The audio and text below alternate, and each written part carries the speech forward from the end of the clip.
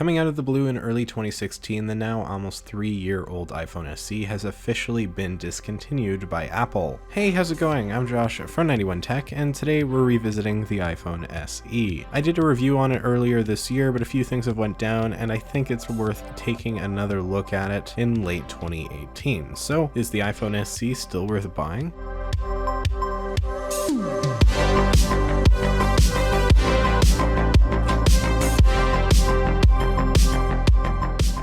I've been recommending the iPhone SE for a very long time now, to the point that it's become basically a staple for my iPhone buying guides. Almost every guide, it ends with me saying the SE is honestly the best option for most people and shouldn't be underestimated. It's a great little device. But now Apple has discontinued it with the release of the iPhone XS and XR. So where does that leave the SE? Should it be considered obsolete now? Well, I think it's pretty fair for me to say that the iPhone SE is still a great phone, and just because Apple no longer sells it doesn't mean that it's not worth it. For such a compact little device, it packs a real punch and is honestly one of my favorite iPhones Apple's ever made. But let's back up. What exactly is the iPhone SE? Well, this thing. It's essentially an iPhone 5S with updated internals matching that of the iPhone 6S. It has Apple's A9 processor, 2 gigs of RAM, a 12 megapixel camera that can shoot 4K video, and basically matches the 6S in every single way except for 3D touch, and a slightly worse fingerprint sensor in the form of first generation Touch ID. But at least it has Touch ID, and that extra half second you're gonna have to wait to get into your phone isn't gonna kill you. If you don't understand all this technological jargon, the point is simple. The iPhone SE is fast, has a great camera, and a fingerprint sensor. The iPhone SE is quite a bit smaller than the 6S with only a 4-inch display that is Retina, having a resolution of 640 by 1136 and pixel density of 326 pixels per inch. Basically,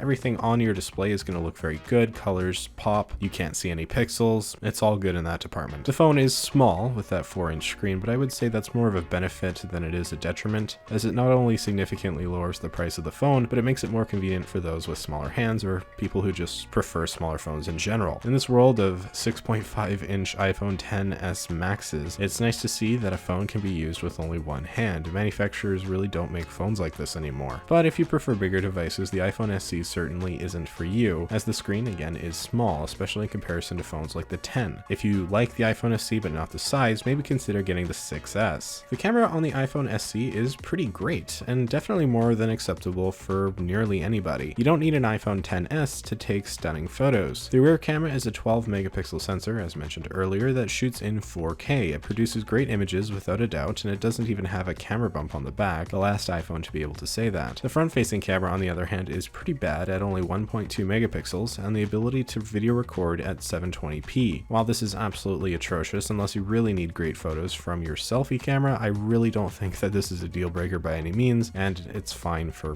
something like FaceTime. And now I'll quickly show some photo examples from the iPhone SE.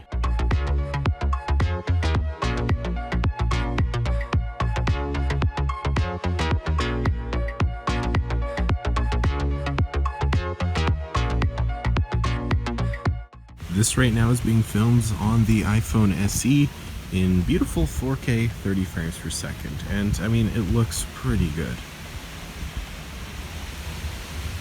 The iPhone SE has a 1624 mAh battery that should get you through the day without too much issue, assuming the phone hasn't been too heavily used over the years. Personally, from my experience, I don't have many complaints. It's not a really good battery, but not a bad one either. The SE comes in multiple storage iterations from different times in its life cycle at 16, 32, or 128 gigabytes. If you have a 32 or 128 gig SE, that means that it's from at least late 2016, whereas 16 and 64 gigabyte SEs were only sold at the beginning of its life in early 2016. If you're gonna get an SE, you should really try to make sure you don't get 16 gigs, as that's just not enough space anymore for most people. Try at least for 32, you're not gonna regret it. Alright, this is all good and fun, but let's get down to brass tacks on how the SE really performs in 2018. It runs the latest version of iOS 12 flawlessly, with no real degradation to performance or battery life from iOS 11, which is actually pretty impressive. The SE can download any app and do almost anything. There isn't really much that it can't handle, from games to multitasking to media streaming. Again, this phone is basically just the iPhone 6s except smaller. The SE performs perfectly right now, and it should be continuing to do this for at least another couple years, if not longer. The iPhone SE is surprisingly great in late 2018, and I can't recommend it enough, especially when you take the price into consideration. The iPhone SE goes for under $200 on eBay, and with the discontinuation from Apple, the price is bound to only get lower in the coming months. Just a month or two ago, my friend got a 32 gig used SE off ebay.com for about $150, American dollars of course, which was a pretty great deal, and it's working for him perfectly without any complaints. The iPhone SE to this day is still a optimal budget option for those looking to buy an iPhone. And so to conclude this video, because there's not a ton to say, if you are still holding out and using an older smartphone and want to upgrade, just go buy the SE. Refurbished or used is probably the best way to do it, but $0 on a contract isn't terrible either. Unless you can't stand the smaller size, the SE is honestly an amazing smartphone at an even better price and will remain that way for at least another year or two. The iPhone SE is one of my favorite phones ever because it's so good and it's such a good deal, and it's going to continue to last for at least another couple years. There's just nothing wrong with this phone. Sure, while 3D touch might be nice or a better selfie camera maybe, when it comes down to it, the iPhone SE is a beast. It always has been, and hopefully it'll continue to be that way for quite a while longer. And with that, I think I'm pretty much done here. Thank you so much for watching. If you found this video helpful, maybe hit that like button and consider subscribing for more content just like this. You can follow me over on Twitter and Instagram if you so desire, links below. And with that all being said, I'm Josh from 91 Tech, and I will see you all next time.